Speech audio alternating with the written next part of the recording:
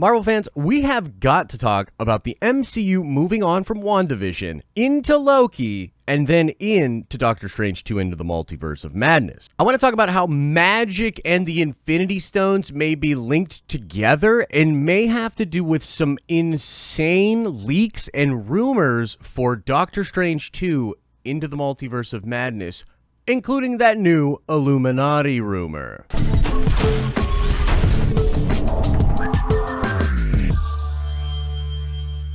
What's up, everybody? It's Josh. Welcome back to the channel. Smash that like button. And a reminder, a large part of what we are doing with the Den of Nerds is happening over on the live streaming channel. For real, go check it out. So with the WandaVision finale coming this week, a lot of Marvel fans are curious and thinking about magic in the MCU. And it's worth noting, of course, that Loki is coming out later this year, but also that Wanda is literally going to be in Doctor Strange 2 into the Multiverse of Madness, and it really strongly seems as though Doctor Strange himself will be showing up in the finale of WandaVision. Now, magic in the MCU has been sort of slowly introduced over the first three phases. We sort of see it really begin in Thor 1, and we even get sort of an explanation of how physics in the real world or in the world of Earth are the same thing as magic. Your ancestors called it magic, and you call it science. Well, I come from a place where they're one and the same thing. Now, this was sort of a cool fundamental idea to be placed in the MCU. It was sort of a way to explain to fans that magic and science were actually the same thing.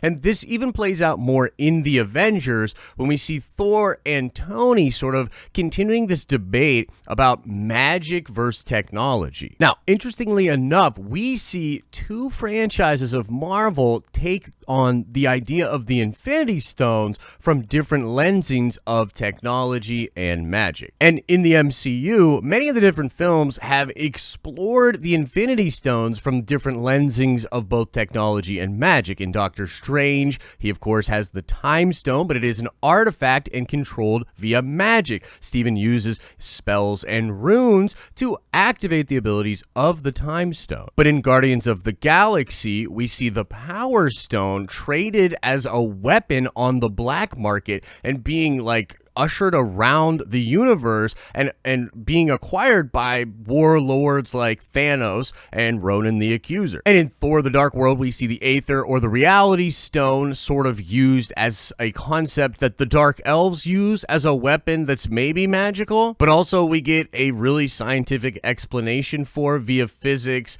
and the Dr. Solvik character and his going mad from having his mind invaded by Loki, which again is sort of that crossing of magic and technology. Which brings us to WandaVision, and I don't think it's a mistake at all that WandaVision has magic and literal witches and spell casting at the center of its plot. Spoilers for episode 8, but we just found out that Agatha Harkness was literally attracted to Westview simply because of the energy of thousands of spells being cast all at the same time simultaneously by Wanda. We even have crazy Hogwarts style explanations of different spell casting by Agatha, explaining to the audience that Wanda did all of these crazy spells basically without trying at all. And we also see again an Infinity Stone being involved, with a magical being the crossing of technology and magic, and Hydra being involved with the experimentation that has Wanda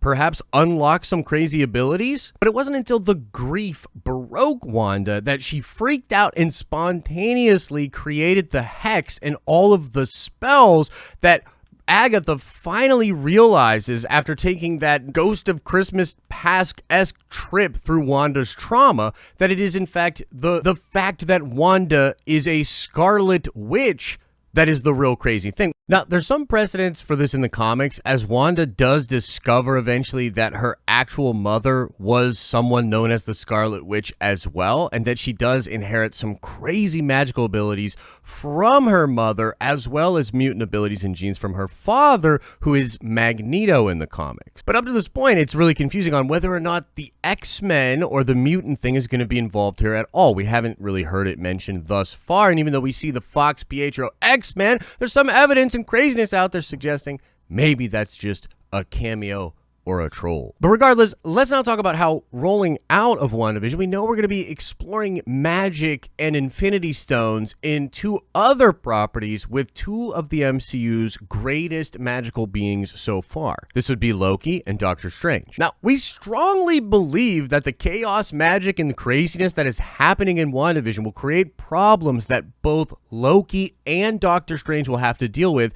in their respective show/film. I mean, Loki is all about the Infinity Stones. He travels with an Infinity Stone, and it would appear that he goes through time or reality as well, perhaps because of the breaking of the multiverse. Again, perhaps because of Wanda. We also know that a multiverse and time stream observing organization known as the TVA, or the Time Variance Authority, is going to play a massive role in the Loki series, and they're literally going to take Loki out of the timeline and recruit him to help them try to fix the multiverse, maybe? There's rumors of Kang being involved. There's rumors of crazy time multiverse breaking other dimensional versions of Loki and Thor, female Loki, kid Loki, fat, crazy, barbaric Thor, or some ridiculous stuff like that. All of that perhaps happening in the Loki series, having to do with magic and Infinity Stones, and perhaps some crazy multiversal catastrophe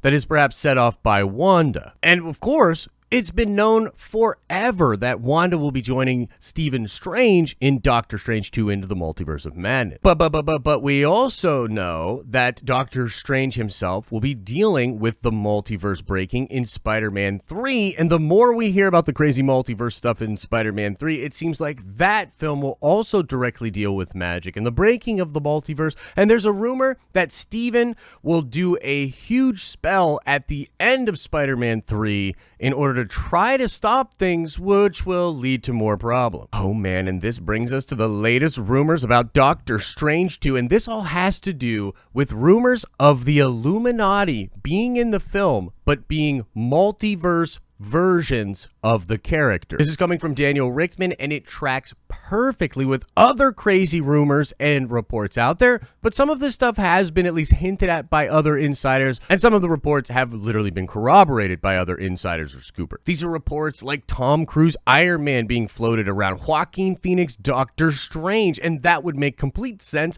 for a multiverse version of the Illuminati. And oh boy, wouldn't it be crazy if that Illuminati reached out to Stephen Strange after some crazy multiverse stuff goes down, and they're all trying to work together to stop some very bad things from happening. And there are yet more rumors, ladies and gentlemen, that a multiversal threat of Clea, a version of Clea that will be like crazy powerful with magic, standing side by side with a Hydra Cap from a different reality, will be the main villains of Doctor Strange 2 Into the Multiverse of Madness, and they're going to combine all sorts of stories like Secret Empire and Exiles, and even to a degree Secret Wars, you know, and have a crazy multiverse thing going on in Doctor Strange 2. If they set that up, and you have a Hydra Cap that is using the occult and crazy magical powers, and you have Clea using crazy magical powers and perhaps even Infinity Stones or something ridiculous like that, and you have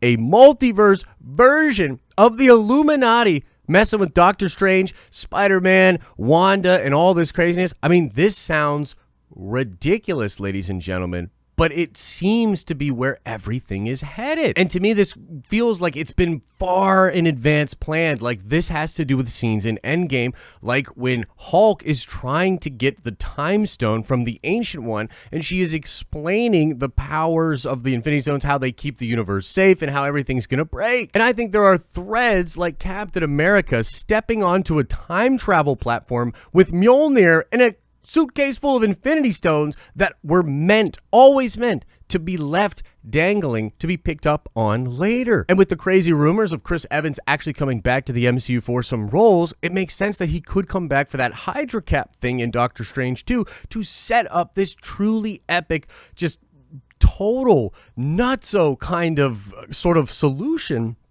to, I think, one of the MCU's biggest problems. And that is, how are you going to take all of these characters that are coming in at different times and allow them to have some interactions in this sort of phase of the MCU while also sort of eyeing the future and setting up stuff, you know, down the line. Because we see things like with the Young Avengers being set up that clearly Feige has plans to pass the baton for years and years and years and continue to tell these great Marvel comic stories with these characters in this kind of a continuity. But also, he just got the X-Men and Fantastic Four back, and you must understand that as a big Marvel comic fan, you want to have your Tony Stark hang out with your Reed Richards. You want to have your Captain America have a history with your Wolverine.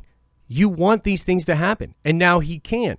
He needs a way to bring back his versions of these characters for one last ride and not have it feel tacky or cheesy. Again, yes, this leads me to Secret Wars, which is the perfect table to bring Tony and Steve back in a really heroic role, have them meet up and work with all of our sort of new heroes as well in some epic grand thing, and then have those older heroes finally be sent off while truly passing the baton to the new cast of heroes. I really think that's sort of the end game. No pun intended. And magic and the Infinity Stones and this creation, this craziness that has to do with whatever was before our universe and the powers beyond the universe within the MCU, and how people like Wanda and Vision and, I mean, even Tony have had interactions with these relics and what that did to the fabric of the multiverse. I think that's the whole play here, and it's fascinating to see how a weird show like WandaVision might be setting up these kind of epic, ridiculous things. So yeah, this video just kind of turned into me rambling about the multiverse and Secret Wars once again, but, you know, I'm really excited for the WandaVision finale, and I wanted to do it. I hope you don't mind. Oh, and we did talk about the new leaks for Doctor Strange 2 and the Illuminati, so I'll put that on the thumbnail as a big old juicy clickbaiter, and then we'll call it a day. As I always say, I hope you're having an awesome and nerdy day, and I will see you in the next video.